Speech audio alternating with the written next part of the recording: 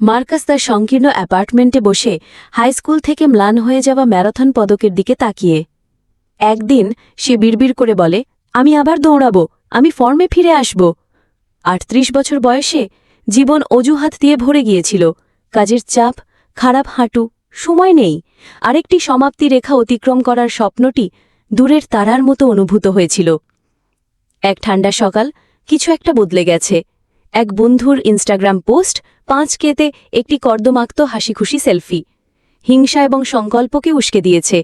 Marcus তার পুরনো জুতোগুলি লাগিয়ে দিল, সন্দেহের সাথে হৃদয়ে দৌড়াতে থাকে। সে হাঁপাতে হাঁপাতে দৌড়ায়।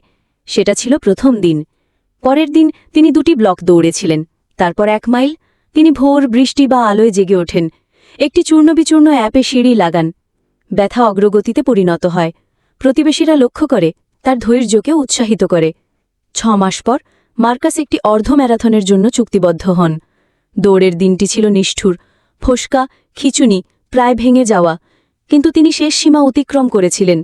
চোখের জল ঘামের সাথে মিশে গিয়েছিল। মার্কাস নিখুঁত শরীর বা মুহূর্তের জন্য অপেক্ষা করেননি। তিনি প্রথম দিনকে বেছে নিয়েছিলেন।